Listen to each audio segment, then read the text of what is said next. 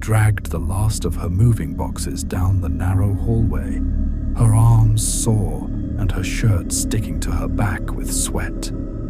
The apartment complex was quiet. Too quiet. The kind of silence where even the hum of the fluorescent light felt loud. She finally shoved the door closed behind her, sighing in relief. But before she could even catch her breath, she felt it. A weight. Eyes. Slowly she looked up at the building across the courtyard. There he was. A man, mid-50s, his pale face pressed just close enough to the blinds that the light caught the edge of his glasses. He wasn't moving, not even blinking, just staring.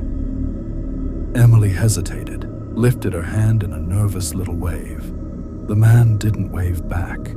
The blinds snapped shut with a sharp flick, leaving only her own reflection staring back at her.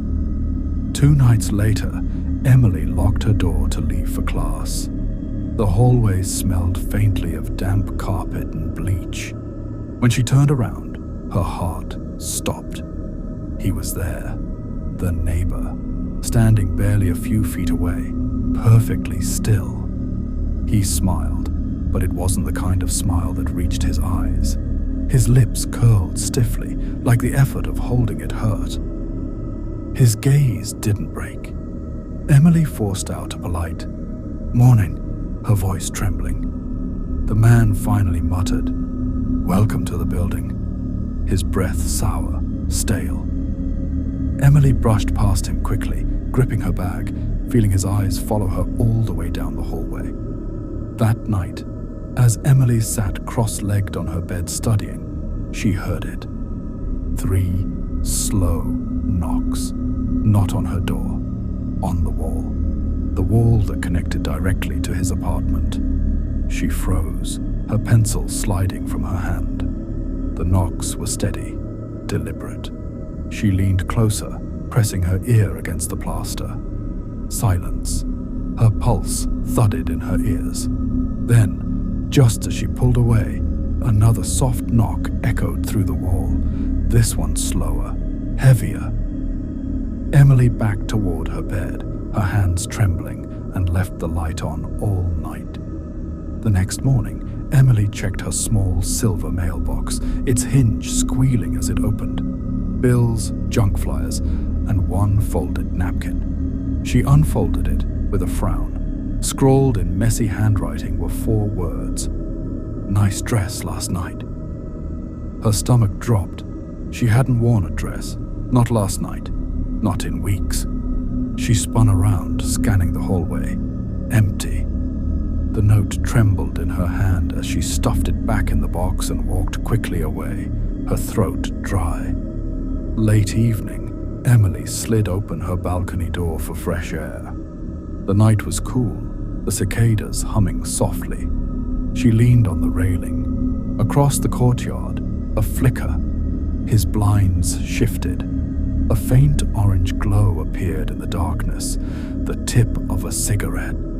He was there, watching, smoke curling lazily into the night. Emily's chest tightened. The ember glowed each time he inhaled, the faint outline of his face briefly visible, staring, unblinking. She slammed her balcony door shut and pulled the curtains tight, her hands shaking. The following morning, Emily rifled through her coat hooks. Her favorite red scarf was missing. She swore she wore it 2 days ago. She searched the bedroom, the laundry basket. Nothing. Hours later, walking past his window, her breath caught. Draped across a chair inside his apartment. The red scarf. Her heart pounded so loud she could hear it in her ears. She stumbled back, her hands clamping over her mouth, before rushing upstairs to lock herself inside. The underground parking lot smelled of oil and damp concrete. Emily walked toward her car, her footsteps echoing. Something was wrong. Her front tire sagged, completely flat. She bent down, her stomach turning, a clean slice across the rubber, neat and intentional. Then she noticed it. A single, greasy footprints smeared on the concrete, trailing off into the dark corner of the garage. Her hands shook as she dialed 911. 2 officers arrived, their uniforms crisp, but their faces casual. Emily held the napkin, pointed at the tire, voice cracking. "He's watching me. He broke into my car. Please, you need to do something." One officer scribbled half-heartedly in his notebook. The other smiled lightly. "Ma'am, we've had calls about him before. He's odd, sure, but harmless. Just keep your doors locked." Emily's mouth went dry. They didn't believe her. As the officers left, she glanced at the blinds across the courtyard. They swayed slightly. He was still there, listening. At 2 a.m., Emily sat scrolling on her laptop. Suddenly, the lights flickered. Once, twice. Then darkness swallowed the apartment. Her laptop screen glowed faint blue. In the reflection, her blood froze. A tall shadow stood on her balcony. She slammed the laptop shut. Silence. Only the faint creak of wood, as if someone pressed against the glass. Her trembling hand reached for the lamp switch. Nothing. The power was gone. Emily crouched in the corner of her room, clutching her phone. Her closet door creaked softly, moving an inch. She stared, her throat locked. Then she heard it. A low whisper from inside. A man's voice rasping. "Why do you keep the light on?" Her scream caught in her throat. She scrambled for the door, her legs numb with terror as the closet door edged wider into the room. Emily pressed her ear to her bedroom door. The hallway was silent at first. Then came the sound. Slow, deliberate footsteps, one after another, stopping right outside her apartment. Her heart hammered. The doorknob rattled once, twice, like someone testing it. She covered her mouth with her hand to silence her breathing. The footsteps didn't retreat. They just lingered there, pacing softly back and forth until the floorboards fell silent. Her phone buzzed on the nightstand. Unknown number. She hesitated, then answered. At first, only breathing. Deep, slow breathing. Then a faint chuckle. "Pretty scarf. Red looks good on you." Emily's hands trembled as she dropped the phone. The line stayed open, the breathing louder, until she slammed the call off. The next morning, she opened her door to leave for work. She froze, etched into the wood, right at eye level, where words scratched in with something sharp. "I see you." Her stomach twisted. The grooves were fresh, wood shavings scattered on the floor. Whoever did this had been at her door only hours ago. The elevator doors slid open. He was inside, just him, standing in the corner. Silent. Emily froze, but before she could back away, his hand shot out and pressed the hold door button. "Going up?" he asked, voice flat. She stepped inside reluctantly, the doors sealing shut. The air grew thick. He leaned closer, whispering, "Walls are thin here. I can hear everything." That evening, Emily stepped into the bathroom. The small, frosted window above the tub was open. She never opened it. As she reached up to close it, her eyes caught something. A single black fingerprint smudged on the frame. On the inside, her stomach turned cold. That night, the apartment felt too quiet. Emily lay in bed, eyes on the ceiling vent. Then she heard it, a low groan. Not the hum of air, a human groan echoing through the metal. She held her breath. A faint scraping followed, as though someone crawled along the vents above. Slowly, carefully, moving closer. In the courtyard the next morning, Emily spotted something on the grass. Her neighbor's cat, dead. Its body twisted unnaturally. Pinned to its collar was another napkin, written in the same messy scrawl. "You're next." Her vision blurred as she stumbled back, bile rising in her throat. That night, just as she drifted into uneasy sleep, there came a knock. Not loud, not urgent, but soft, repeated. Emily tiptoed to the peephole. Nothing. The hallway was empty, but as she turned away, the knock came again, this time directly against the peephole glass. She screamed and stumbled backward, covering it with her hand. Desperate, Emily called the police again. This time, an officer arrived alone. He listened, sighed, then said, "Look, ma'am, unless he's inside your apartment or physically harms you, our hands are tied."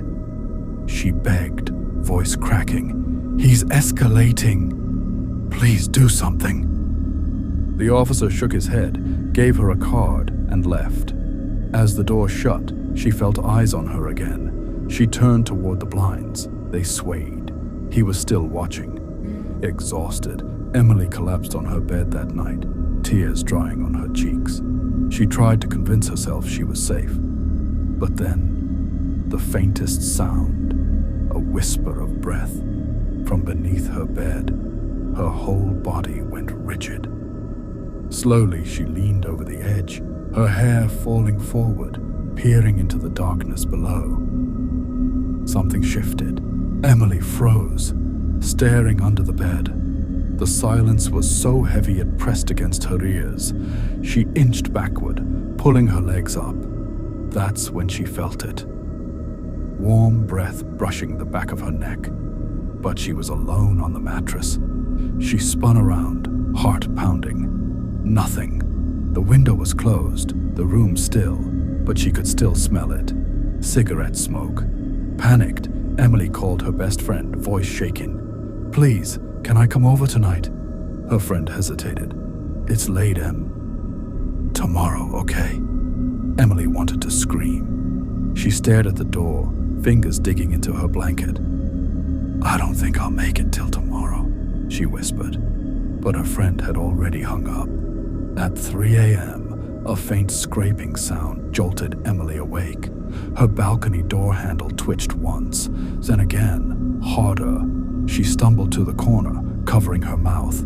The glass rattled in its frame as someone outside tugged, twisted, pulling harder and harder. Finally, silence. But when she peeked through the curtain, the handle was turned fully downward. The next morning, Emily opened her door to leave for work and gasped. On her doormat sat a pair of men's shoes, old, worn, with muddy soles. They weren't hers. She looked up and down the hall.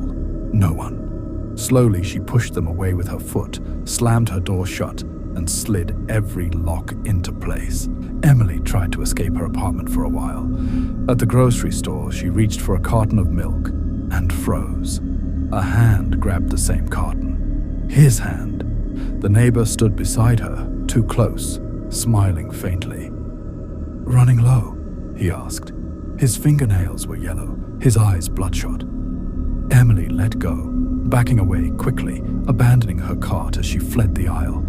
Back home, she entered the bathroom to wash her face, but there, stuck to the mirror, was a yellow, sticky note. Her breath caught, written in jagged handwriting. "You look pretty at the store." Her hands trembled as she pulled it off. How did he get inside again? Her phone buzzed with a new text. No number attached. Just a photo. It was her, sitting on her couch, reading from only hours ago. The angle. It was taken from outside her window. She dropped the phone, her skin crawling. Someone had been watching. Someone still was. Emily turned on the shower, hoping to drown her thoughts. Steam filled the room. She stepped under the water, closing her eyes. Then she heard it, a soft, muffled laugh. Her eyes shot open.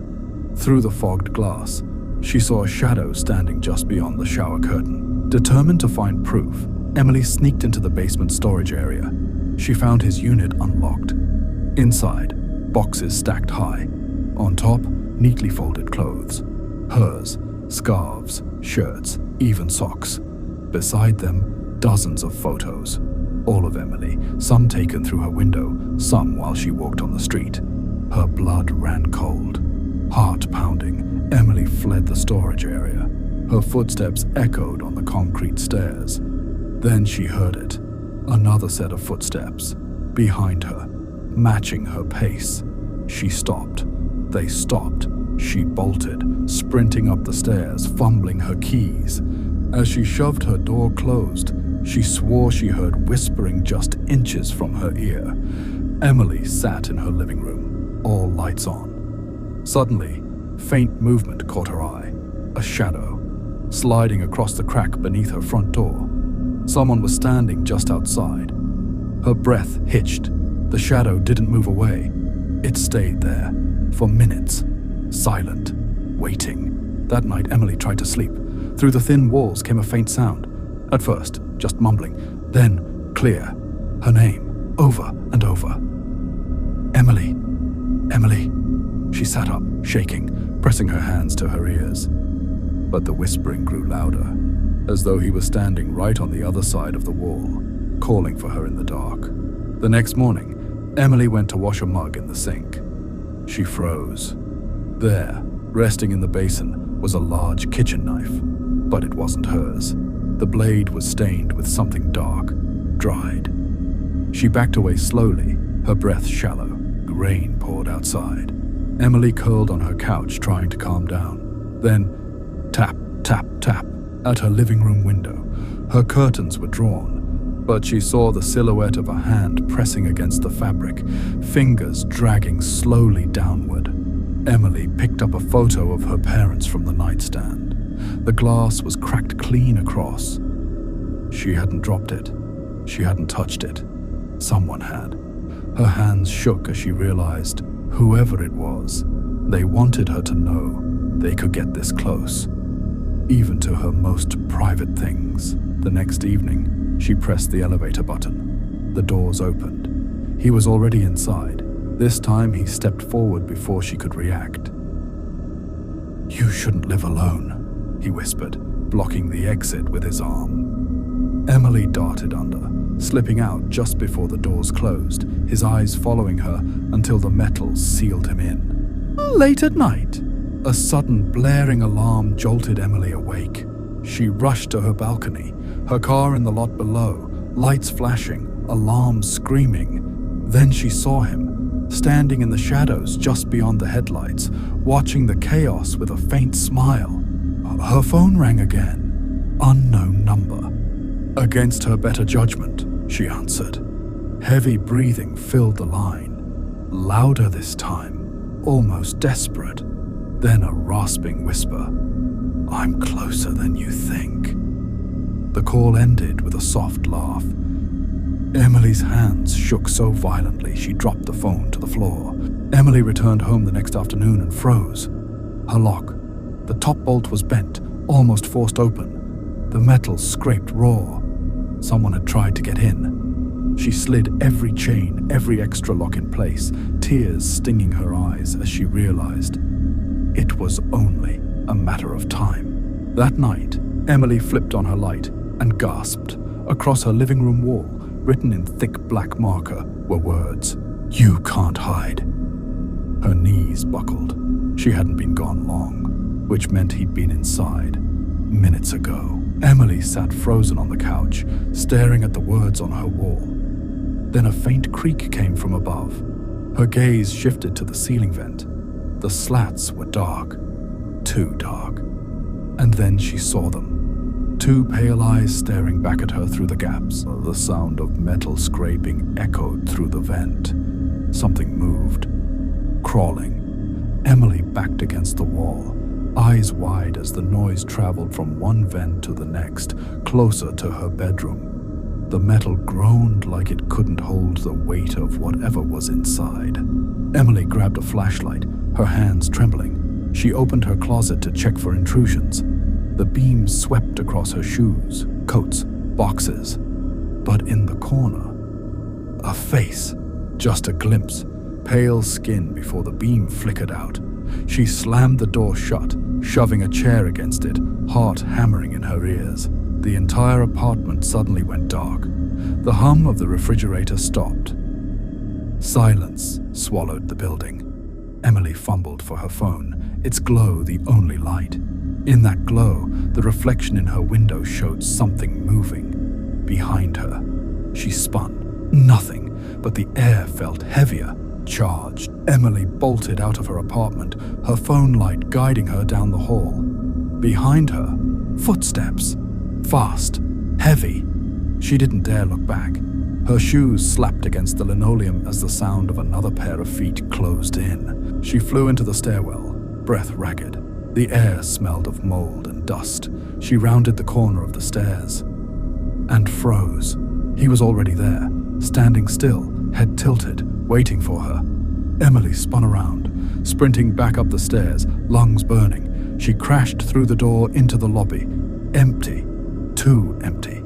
The front doors loomed ahead, but they were chained shut, padlocked tight from the inside. She yanked the chain, pulled the padlock, screamed for help. Her voice echoed off the walls. From the hallway came the sound of dragging footsteps, slow, steady, getting closer. She clawed at the lock until her fingers bled, but it didn't budge. Emily pressed her forehead against the glass, sobbing. Then she felt it again. Warm breath at her ear. A whisper, low and gravelly. "You can't leave me, Emily." Her knees gave out. She collapsed against the doors, too terrified to turn around. A hand slid across her shoulder, bony, cold. Emily screamed, thrashing, clawing at the glass, desperate for anyone to hear. Through her tears, she saw headlights. A car pulling up outside. Relief flooded her, but the hand gripped tighter, dragging her back into the shadows. Emily's scream echoed in the locked lobby as the pale neighbor yanked her backward. She clawed at the chain doors, nails breaking against the metal.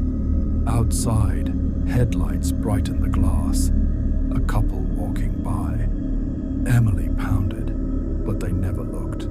The glass was soundproof. The neighbor's whisper burned in her ear. "No one can hear you." He pulled her into the stairwell, slamming the door shut. The world went silent. Emily thrashed, but his grip was iron. She spotted the fire extinguisher on the wall, swung wildly, and struck his shoulder. The man hissed like an animal, stumbling just long enough for Emily to run. Emily darted through the hallways, her bare feet slapping against the floor. Every door looked the same. She tried one handle, locked, another, locked. Behind her, his footsteps echoed steady, patient, like he knew she had nowhere left to go. Finally, one door clicked open. She rushed inside, slamming it shut. The room was cluttered, stale, reeking of cigarettes. Not hers, someone else's apartment. Then she froze. On the wall were dozens of photographs. Her face, her home, her balcony, all taken from different angles. Emily staggered toward the photographs, realizing every picture was dated. Years back. On the bed, she saw a box. Inside, locks of her hair, notes, even her toothbrush. Her stomach turned as she realized this wasn't random. He had been inside her life for years. A floorboard creaked outside the apartment door. Emily spun, every muscle tight. The knob turned slowly. Metal groaned. She grabbed a lamp, raising it above her head, her chest heaving as the door inched open. The neighbor shoved the door wide. Emily swung the lamp down, shattering it against his head. Blood spattered across the wall. He staggered, but instead of collapsing, he smiled. Emily bolted past him, tears streaming, running blind into the hallway. She dove into the elevator, slamming the close button. The doors stuttered, trying to shut. The man sprinted down the hall, reaching just as the doors closed, his fingers jamming through the gap. The elevator shuddered violently, groaning as if it might tear apart. The elevator lurched downward, screeching like metal tearing apart. Emily pressed into the corner, sobbing. When it stopped, the doors opened not to the lobby, but to the basement. Pitch black, damp air, and faintly, the sound of breathing. Not hers. Emily stumbled into the basement, her phone light shaking. Along the walls, candles burned, dozens of them. And in the flickering glow, she saw cages. Empty, except one. Inside sat a woman, dirty, trembling. She whispered, "He's not just after you." Emily's heart pounded as the woman in the cage clutched the bars. "He locks us down here," the woman rasped. "He watches us for years." Emily shone her light further. More cages, all empty. But blankets, bowls, and chains proved they'd been used. From the ceiling, heavy footsteps thudded. Slow, deliberate. Dust drifted down through cracks in the wood. The neighbor was moving above, knowing exactly where she was. The woman in the cage whimpered, "He'll never let you out." Emily yanked at the cage door, her fingers raw, but it didn't budge. She scanned the basement, searching. On a workbench nearby lay tools, locks, chains, and hanging from a nail, a ring of keys. She sprinted for them, every shadow in the basement stretching toward her. Her shaking hands fumbled the keys at the lock. 1, 2, 3, none fit. The woman in the cage sobbed, "Hurry!" Then, from the far corner of the basement, Emily heard it. A second set of breathing. She wasn't alone with just one prisoner. The basement door creaked. Light spilled down the stairs. The neighbor descended slowly, a bloodied bandage around his head. His pale face stretched into a smile. "You found my collection," he whispered. "Now you're part of it." Emily grabbed a rusted pipe from the floor. She swung as he reached the bottom step. The candles flickered out in the chaos, plunging the room into darkness. All that remained was screaming, chains rattling, and the sound of bone cracking. Emily bolted toward the stairs, her lungs burning. She reached the top, but the door wouldn't open. From below, the woman in the cage shrieked, "Don't leave me!" The neighbor groaned, standing again, dragging the pipe from his wound as though it were nothing. Through the small basement window, Emily saw flashing blue and red lights. Police. Someone had called. Relief surged, until the neighbor whispered from the dark, "They never come in time." His shadow stretched across the wall, growing closer as the sirens wailed louder. Emily gripped the keys again, stabbing one into his face as he lunged. He screamed, blood pouring, but his hands still clawed for her throat. With her last strength, she shoved him back down the stairs. His body hit the concrete with a sickening crack. Silence. Police pounded on the front doors above. Emily stumbled up the stairs, finally forcing the basement door open. She collapsed into the hall, sobbing, sirens echoing outside. But before she could scream for help, she froze. The basement door behind her creaked open. A bloody hand curled around the frame.